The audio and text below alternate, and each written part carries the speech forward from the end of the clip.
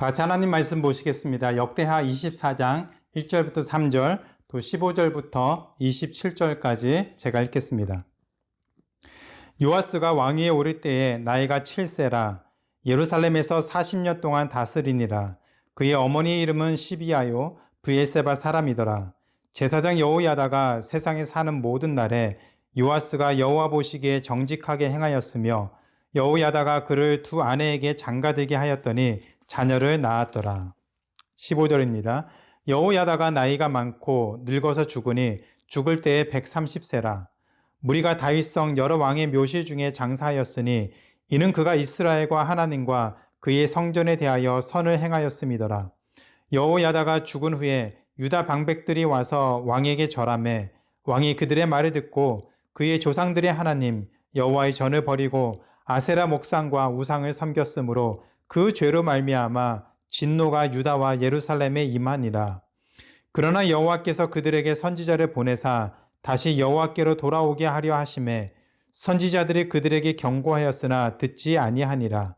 이에 하나님의 영이 제사장 여호야다의 아들 스가랴를 감동시키심에 그가 백성 앞에 높이 서서 그들에게 이르되 하나님이 이같이 말씀하시기를 너희가 어찌하여 여호와의 명령을 거역하여 스스로 형통하지 못하게 하느냐 하셨나니 너희가 여호와를 버렸으므로 여호와께서도 너희를 버리셨느니라 하나 무리가 함께 꾀하고 왕의 명령을 따라 그를 여호와의 전뜰 안에서 돌로 쳐 죽였더라. 요아스 왕이 이와 같이 스가랴의 아버지 여호야다가 베푼 은혜를 기억하지 아니하고 그의 아들을 죽이니 그가 죽을 때에 이르되 여호와는 감찰하시고 신원하여 주옵소서 하니라. 1주년 말에 아람 군대가 요아스를 치려고 올라와서 유다와 예루살렘에 이르러 백성 중에서 모든 방백들을 다 죽이고 노략한 물건을 다메섹 왕에게로 보내니라. 아람 군대가 적은 무리로 왔으나 여호와께서 심히 큰 군대를 그들의 손에 넘기셨으니 이는 유다 사람들이 그들의 조상들의 하나님 여호와를 버렸음이라. 이와 같이 아람 사람들이 요아스를 징벌하였더라. 요아스가 크게 부상하며 적군이 그를 버리고 간 후에 그의 신하들이 제사장 여호야다의 아들들의 피로 말미암아 반역하여 그를 그의 침상에서 쳐 죽인지라. 다윗성에 장사하였으나 왕들의 묘실에는 장사하지 아니하였더라. 반역한 자들은 암몬 여인 시므앗의 아들 사밧과 모압 여인 시므릿의 아들 여호사밧이더라. 요아스의 아들들의 사적과 요아스가 중대한 경책을 받은 것과 하나님의 전을 보수한 사적은 다 열왕기 주석에 기록되니라. 그의 아들 아마샤가 대신하여 왕이 되니라. 아멘. 예전에 한국에서 방송 3사가 있을 때는 대부분의 출연자들이 연예인들에 국한되었습니다. 그러면서 이제 종합편성, 그러니까 종편이 시작되면서 프로그램들이 굉장히 많아지고 출연자들이 이제 연예인에서 일반인으로 확대되는 것들이 보여지게 되었죠. 그리고 어느 날부터인가 예전에 활동했던 그 연예인들의 현재 사는 모습들이 방송을 통해 소개되는 것을 보게 됩니다.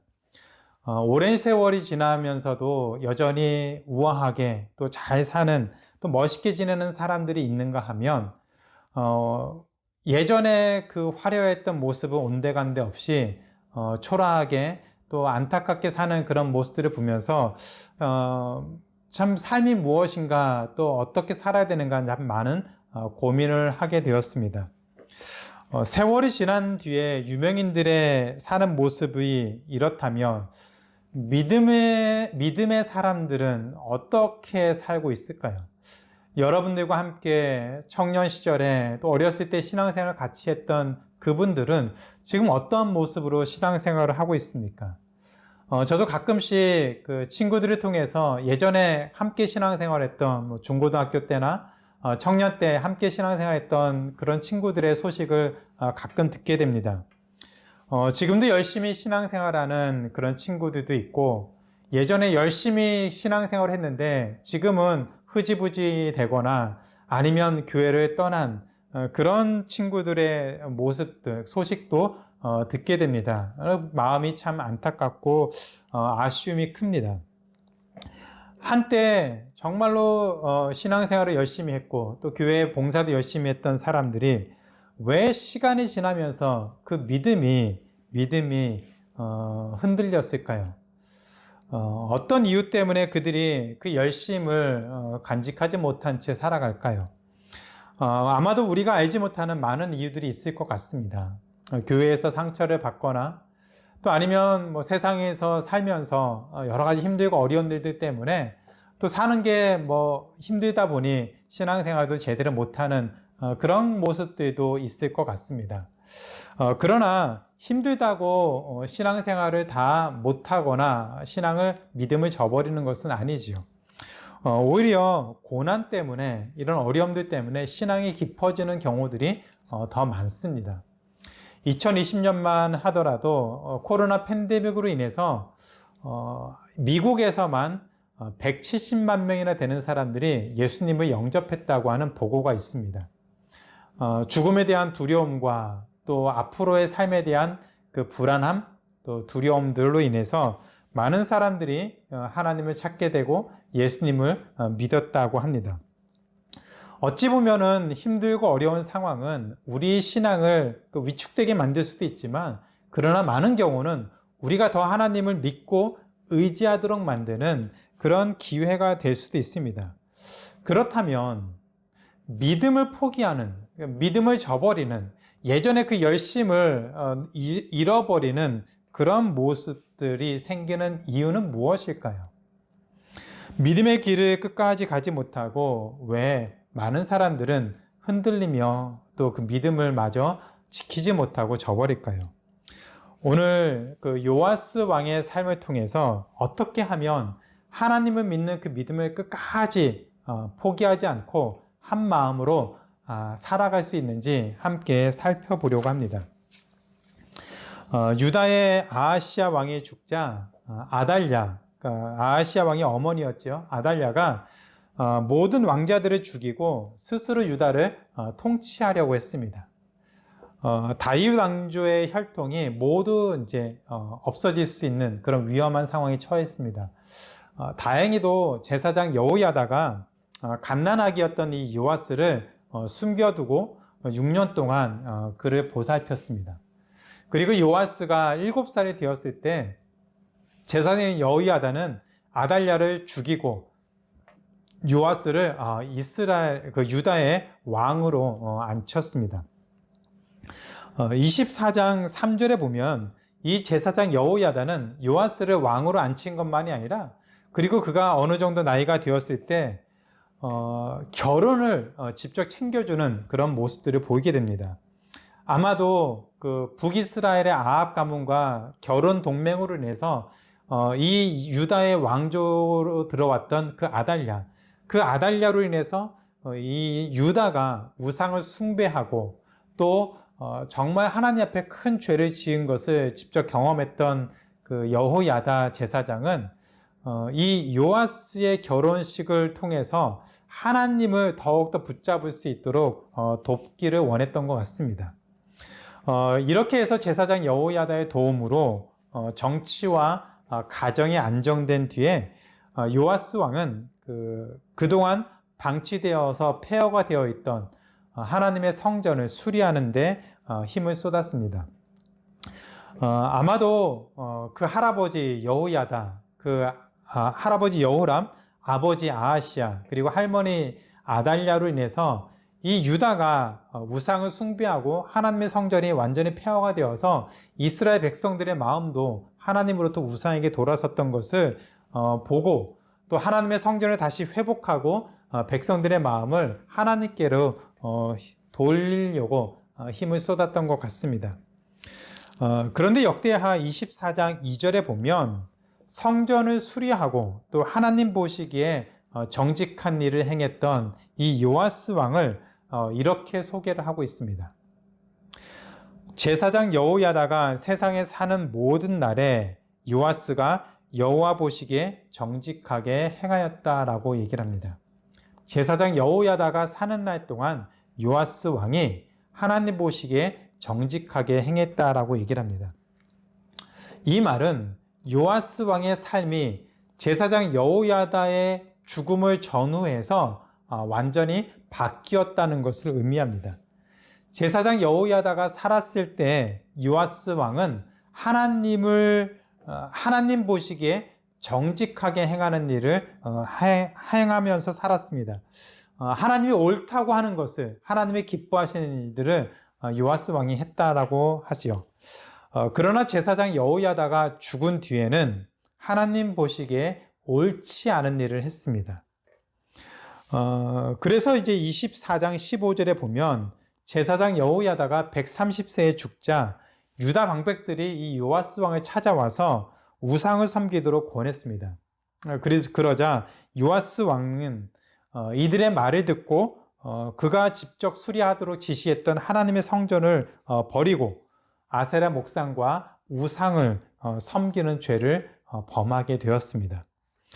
24장 18절에 보면은 이 요아스 왕이 우상을 숭배하자 하나님의 진노가 유다에 임했습니다. 그럼에도 불구하고 요아스 왕은 마음을 움직이지 않았죠. 다시 하나님께 돌아오지 않았습니다. 하나님은 선지자들을 보내서 이 요아스 왕에게 하나님의 진노를 계속해서 경고하고 그로 인해서 요아스 왕이 다시 마음을 돌이켜서 하나님을 섬기는데 힘을 쏟도록 했습니다. 그러나 요아스는 그 경고마저도 듣지 않았습니다.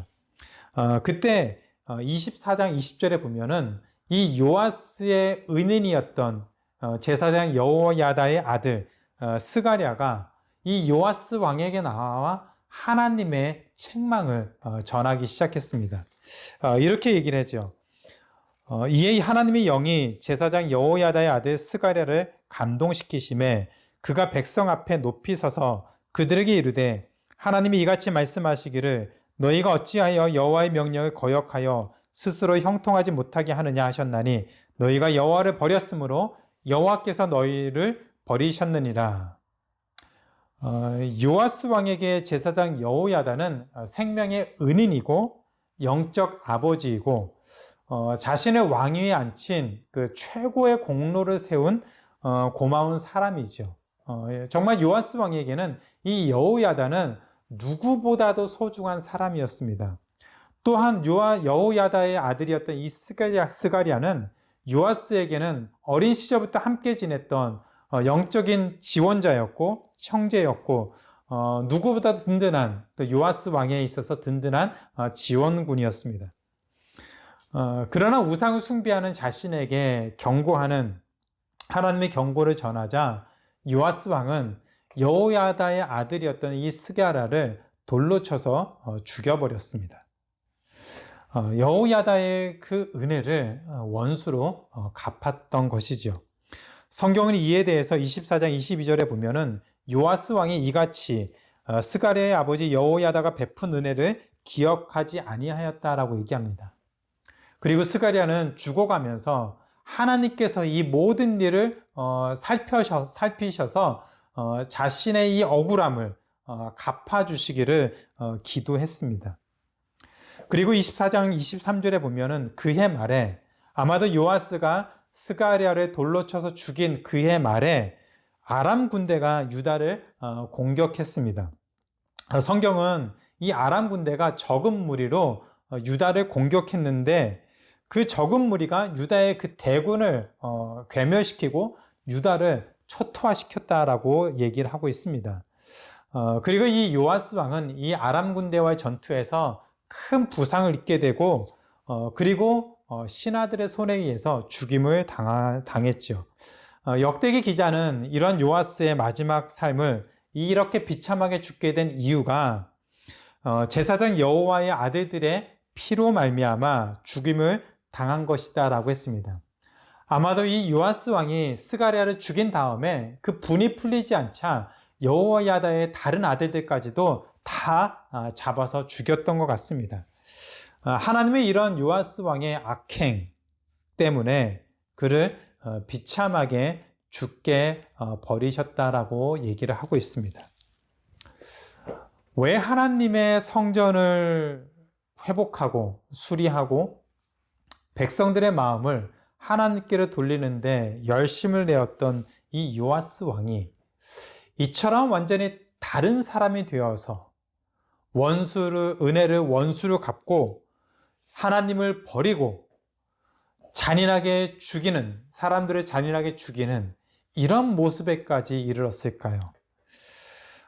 제사장 여호야다가 죽자마자 이 요아스 왕이 우상을 숭배하며 하나님을 떠날 수밖에 없었던 것은 요아스 왕이 제사장 여호야다의 그 가르침을 받고 지도를 받는 동안 가장 중요한 것을 놓쳤기 때문입니다.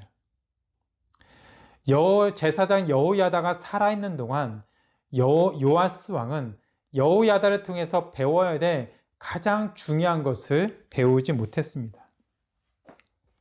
요아스 왕은 제사장 여호야다의 도움으로 하나님의 성전을 수리하고 하나님이 기뻐하시는 일을 했지만 그것이 이 요아스 왕의 자발적인 진심과 열심은 아니었습니다. 제사장 여호야다는 요아스 왕에게 이 은인과 같은 생명의 은인이고 자신의 왕권을 유지하는 데 있어서 그 누구보다도 필요한 그런 존재였습니다. 따라서 요아스 왕의 입장에서는 여호야다의 말이나 또 여러 가지 정책에 대한 생각들을 무시할 수가 없었겠죠. 그래서 진심으로 여호야다의 개혁에 동참하기보다는 아마도 어쩔 수 없이 그냥 그렇게 하는 것이 더 낫다라고 생각이 되어서 여호야다의 의견을 듣는 척하면서 따라갔던 것 같습니다. 물론 요아스 왕은 제사장이 아니기 때문에 여호야다처럼 하나님을 더 알지 못했고 또 하나님이 향한 그런 열심이 여호야다보다는 덜했을 수 있습니다. 그러니까 여호야다를 따라가는 흉내를 낸 것만 해도 어찌 보면 뭐 크게 잘못되거나 나쁜 것은 아니라고 생각이 듭니다. 그냥 그래도 여호야다가 하자는 것을 싫다고 하지 않고 거부하지 않고 물리치지 않고 여호야다를 따라서 하나님의 성전을 수리하며 하나님이 기뻐하시는 일을 행했으니까 그것만으로도 어찌 보면은 칭찬받을 만하고 훌륭하다고 할 수 있습니다. 뭐 이런 것까지 해야 하나 생각하면서도 그래도 안 하는 것보다는 하는 것이 좋겠다는 생각이 들어서 그런 모습으로 열심을 냈던 것 같습니다. 그런데 중요한 것은 제사장 여호야다의 가르침을 받는 동안 이 요아스 왕의 믿음이 더 자라야 하는데 그 믿음이 자라지 못하고 그 상태에서 멈춰버렸습니다. 성전을 수리하면서 하나님 앞에 제사를 온전하게 드리고 그 제사를 통해서 하나님을 만나고 하나님을 더 깊이 알아가야 하는데 그것까지 가지 못하고 성전을 수리하는 것으로 멈춰버렸습니다.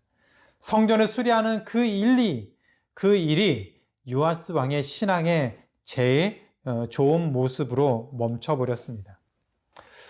예를 들면 이런 것이죠. 노래를 아주 잘하는 분이 교회에 처음 나왔습니다.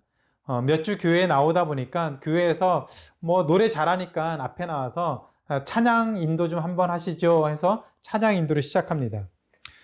노래를 잘하다 보니까 찬양 인도도 제법 합니다.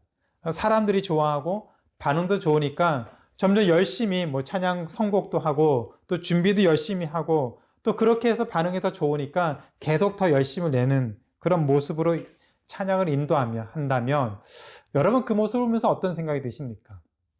어디가 잘못됐고 어디가 문제라고 생각하십니까? 믿음이 잘하면서 찬양 인도도 해야 되는데 믿음은 잘하지 않고 그냥 종교적인 열심이나 어떤 봉사만 한다면 그 상태에서 믿음이 자라지 않는다면 그것이 오히려 우리 신앙에 독이 될 수 있다는 말입니다. 둘 중에 하나는 되어야 되겠죠. 둘 중에 하나는 되어야 합니다. 하나님을 믿고 은혜를 받아서 그 은혜 때문에 봉사하고 섬기는 삶을 살던가 아니면 섬김을 통해서 먼저 봉사하고 어떤 열심을 통해서 그렇게 하다 보면서 하나님을 만나는 그런 기회를 가져야만 합니다. 둘 중에 하나를 해야 됩니다. 하나님을 먼저 만나서 봉사하며 섬기던가 아니면 봉사하고 섬기는 가운데 하나님을 만나던가 두 가지 중에 하나는 해야 됩니다.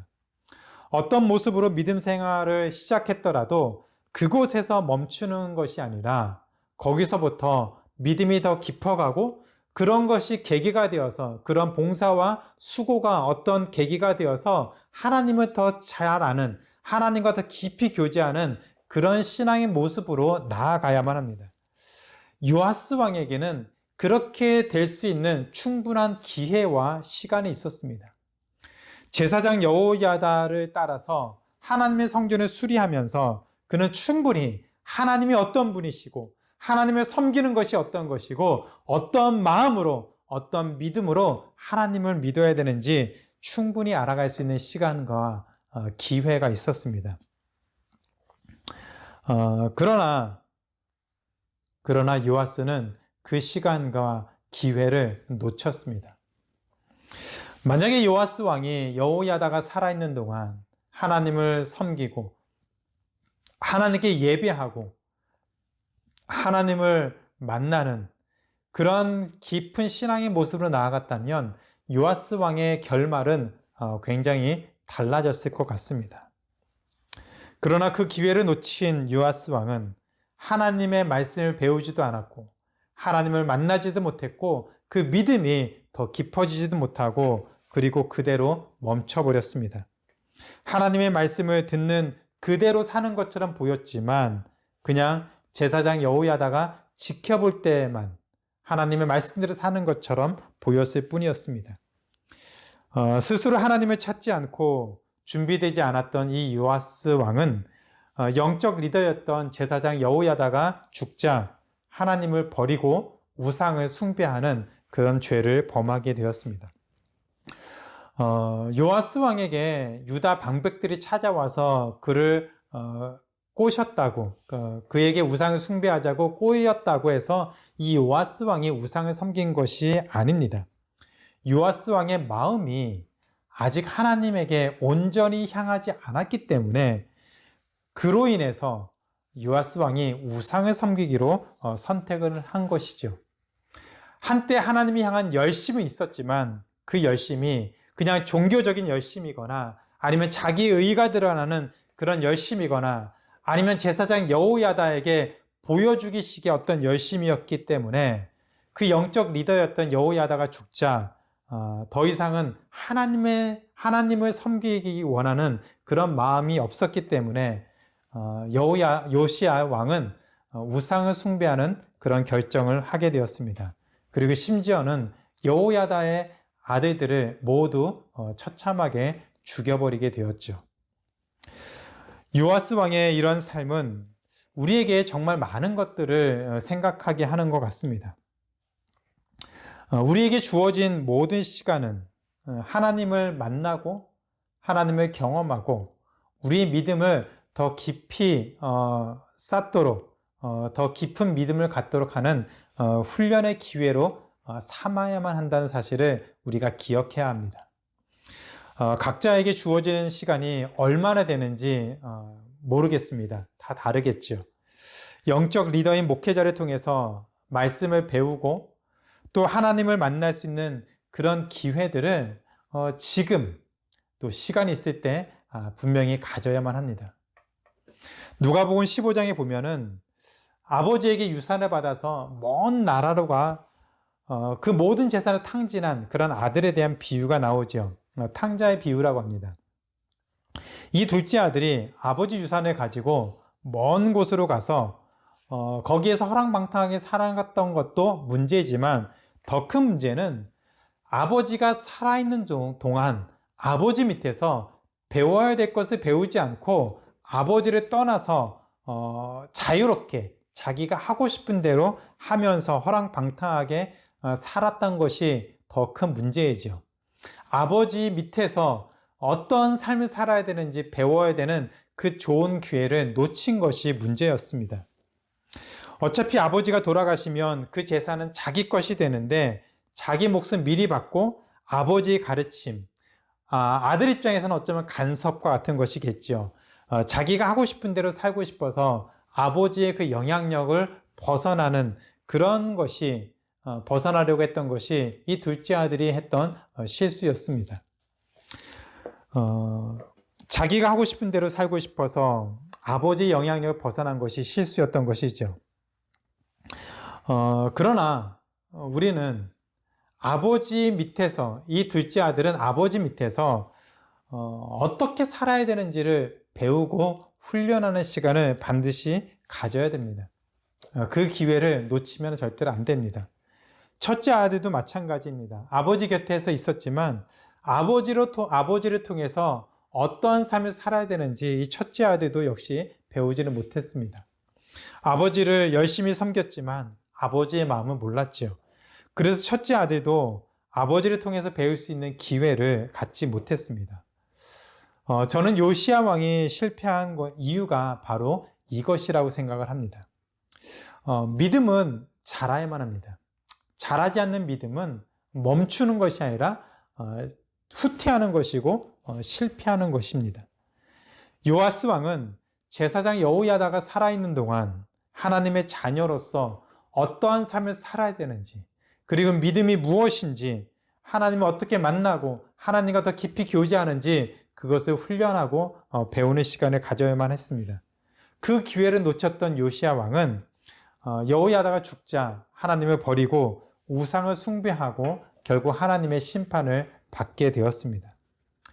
오늘 이 말씀을 우리 가정과 교회에 한번 적용해 보면 어떨까 하는 생각이 들었습니다. 가정에서 자녀들은 부모님의 가르침을 받아야만 하죠. 부모님을 통해서 하나님을 섬기는 법을 배워야만 합니다. 부모님의 그 믿음을 보면서 어떤 모습으로 신앙생활을 하는지를 배워야 됩니다. 주변에서 신앙생활 잘하는 사람을 통해서도 믿음에 대해서 고민할 수 있지만 더 근본적이고 더 중요한 것은 가정에서 부모님의 그 믿음의 모습을 보면서 자녀들이 훈련받고 또 그 믿음의 모습을 통해서 하나님을 더 잘 알아가는 그런 시간들을 꼭 가져야만 합니다. 부모님의 영향력 아래에 있는 동안 믿음의 삶에 대해서 부모님과 함께 깊은 고민을 나누는 시간을 꼭 가져야만 합니다. 이것을 위해서 부모님의 역할이 그 무엇보다도 중요합니다. 자녀들이 교회만 다니면 괜찮다가 아니죠. 자녀들이 교회만 다닌다고 괜찮은 것이 아닙니다. 어떤 마음으로 예배를 드리고 있는지 부모님이 더 관심 갖고 살펴야 됩니다. 자녀들이 지금 하나님을 어떻게 믿고 있는지, 그 자녀들에게 하나님은 어떤 분이신지 부모님들이 그 모든 것들을 확인해야만 합니다.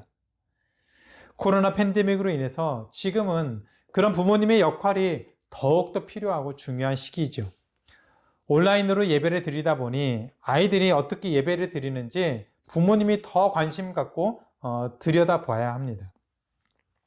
교회에서 예배 드리면 그래도 이렇게 좀 눈에 보이니까 아이들이 집중하지만 온라인으로 예배 드리면 절대로 집중하지 않습니다. 화면 틀어놓고 딴짓해도 전혀 눈치채지 못할 수 있습니다. 그러니까 부모님이 몰래 아이들이 어떻게 예배 드리는지 들여다봐야 합니다. 하나님의 스파이가 되어서 아이들이 하나님을 잘 믿고 잘 섬기는지, 예배를 잘 드리고 있는지 부모님이 감시해야 됩니다. 그렇게 해서 부모님이 예배를 잘 드리도록, 자녀들이 예배를 잘 드리도록 부모님이 그 역할을 잘 감당해야 됩니다. 그리고 예배가 다 끝난 다음에 어떤 말씀을 들었는지, 어떤 것들을 생각하는지 꼭 물어보고 확인하는 시간을 가져야 됩니다. 이것은 부모님이 해도 되고 안 해도 돼도 하는 그런 옵션이 아니라 부모님이 반드시 해야 되는 사명입니다. 잘 하리라고 믿고 그렇게 믿고 싶겠지만 그래도 부모님의 역할은 자녀들이 믿음 안에서 잘 자라는지 계속해서 확인하는 것이 필요합니다. 교회에서 신앙생활하는 것도 마찬가지죠. 처음 신앙생활을 시작할 때 가족이나 다른 분의 손에 이끌려서 억지로 예배를 드리기도 하지요. 예배당에 앉아있는 것이 익숙하지 않아서 몸이 막 비비틀리고 눈을 감고 있다가 졸기도 하고, 또 설교는 언제 끝나는지 너무 지루해서 시계만 쳐다보다 그런 모습으로 예배 드릴 수 있습니다. 주일 예배에 빠지면 목사님이 또 아는 분이 전화할까봐 그것도 귀찮아서 그냥 억지로 교회에 나와서 예배 드리는 또 그런 모습으로 신앙생활을 할 수도 있습니다. 성경 공부를 하고 싶지 않지만 목사님이 하도 권하니까 미안한 마음에 그냥 그 자리에 앉아주는 그런 은혜를 베풀 수도 있습니다. 그러나 시간이 지나고 그런 기회들이 계속해서 있음에도 불구하고 신앙생활을 수동적으로 계속하면 반드시 문제가 생길 수 있습니다. 처음 얼마 동안은 수동적으로 끌려다니면서 신앙생활을 할 수 있지만 시간이 지나면서 그 수동적인 신앙생활을 능동적으로 하나님을 더 잘 알게 되는 그런 기회로 삼아야만 합니다. 우리 신앙이 멈춰버리면, 수동적인 상태에서 멈춰버리면 거기에서 끝나는 것이 아니라 그 상태를 유지하는 것이 아니라 자꾸 후퇴하게 되고 결국에는 믿음에서 떨어지는 삶을 살 수밖에 없습니다. 우리 교회는 감사하게도 말씀 묵상을 강조하지요. 매일 시간을 정해서 말씀 묵상을 하셔야 합니다. 비록 주일에 함께 모이지는 못하지만 이 말씀 묵상을 멈추면 안 됩니다. 성경 공부를 통해서도 하나님의 말씀을 배워야 됩니다. 정말로 하나님의 말씀을 배우는데 더 열심을 내야 합니다. 말씀 묵상하다 모르는 게 있으면 목회자들에게 연락해서 그 의미가 무엇인지, 왜 이렇게 해야 하는지 그것을 알 수 있는, 알고자 하는 그 정도의 열정을 우리가 가지고 있어야 합니다. 성경 공부할 때에도 그냥 듣는 것으로만 그치는 것이 아니라 왜 이렇게 하나님이 말씀하셨는지 더 관심 갖고 그 이유가 무엇인지 찾으려고 하는 그런 열정적인 액티브한 신앙을 우리가 가져야 합니다. 그것을 통해서 하나님을 만나고 하나님을 경험하고 우리 믿음이 옛날과 다르게 더욱더 견고해지고 하나님을 온전하게 섬기는 그 믿음의 모습으로 더욱더 담대하게 설 수 있도록 우리가 더 기도하고 준비해야 됩니다. 믿음은 성장하고 발전해야 됩니다. 멈추면 죽습니다. 고린도전서 3장 2절에 보면 사도 바울은 교회의 성도들을 크게 두 부류로 나누고 있습니다. 첫 번째는 젖을 먹는 어린 신앙인과 두 번째로 밥을 먹는 성숙한 신앙인이 있다라고 합니다. 젖을 먹는 사람은 밥을 먹는 사람으로 변해야 되겠죠. 성장해야 합니다. 어린아이가 젖을 먹는 것을 보면 사랑스럽고 참 예쁩니다.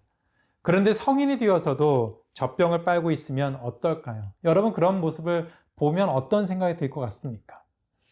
믿음의 삶을 시작했다면, 우리가 하나님을 믿는 그 믿음의 걸음을 떼었다면 이제는 그 한 걸음 뗀 것에 만족하지 말고 하나님을 더 깊이 만나고 더 확실하게 믿을 수 있는 그 자리로 나아갈 수 있도록 기도하고 소원하고 그것을 위해서 더 열정적으로 하나님을 찾는 액티브한 신앙을 가져야만 합니다. 그래야 그런 액티브한 신앙을 갖고 홀로 설 수 있는 믿음의 훈련을 해야 우리의 삶이 고난이 찾아와도 하나님을 믿는 그 믿음을 포기하지 않고 끝까지 그 믿음을 지키면서 살아갈 수가 있습니다. 오늘 말씀을 통해서 우리의 믿음을 한번 점검해보는 시간을 가졌으면 좋겠습니다. 나는 젖을 먹는 신앙인의 모습인가? 아니면 밥을 먹는 사람인가? 혹시 젖을 먹는 사람이라면 마음을 열고 하나님을 조금 더 적극적으로 알 수 있는 그런 모습으로 하나님께 나오면 어떨까요? 그냥 수동적으로 시키는 것만 하는 것이 아니라 정말로 하나님을 알아가는 삶이 무엇인지 궁금해하고 그것을 한 걸음 한 걸음 찾아가는 그런 믿음의 걸음을 한 번 더 시작하면 어떨까요?